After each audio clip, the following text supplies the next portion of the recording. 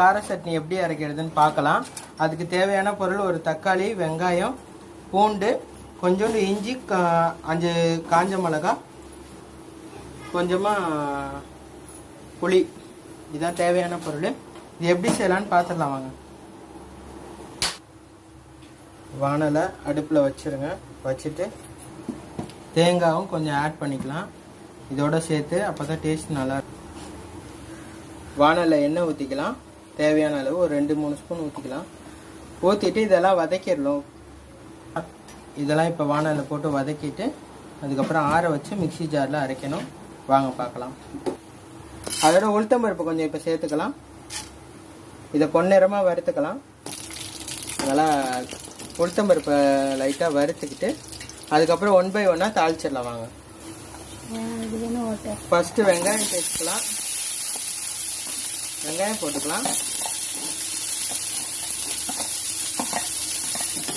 Friends, சின்ன வெங்காயம் போடுங்க, அதான் ரொம்ப நல்லா டேஸ்ட்டாக இருக்கும். பெரிய வெங்காயம் போட்டிங்கன்னா அந்தளவு டேஸ்ட் இருக்காது. அதோட சின்ன வெங்காயம் பெஸ்ட்டு. அடுத்தது வரமிளகாய் சேர்த்துக்கலாம். வரமிளகாய் ஒரு 6-7 பீஸ் சேர்த்துப்போம். அதையும் நல்லா வதக்கிக்கோங்க. புளி கொஞ்சம் சேர்த்துக்கலாம்.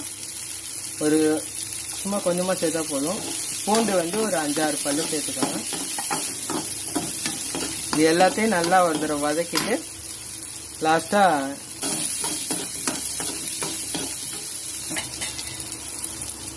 சால்ட் லாஸ்ட்டாக சேர்த்துக்கோங்க. இப்போ சேர்க்காதீங்க.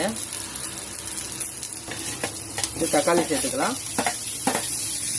தக்காளி சேர்த்து ஒரு வதக்கலாம். தேங்காய் இது மாதிரி பொடிசாக கட் பண்ணிவிட்டு அதோட சேர்த்து வதக்கணும். தேங்காயும் நல்லா அரைச்சிக்கலாம்.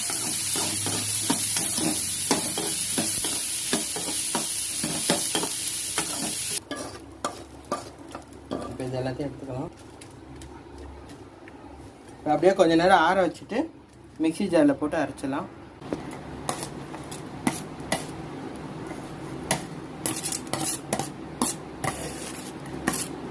எல்லாத்தையும் ஒரு ஜாரில் சேர்த்துக்கலாம்.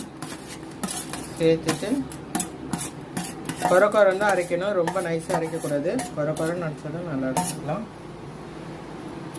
இப்போ தான் சேர்க்கணும்.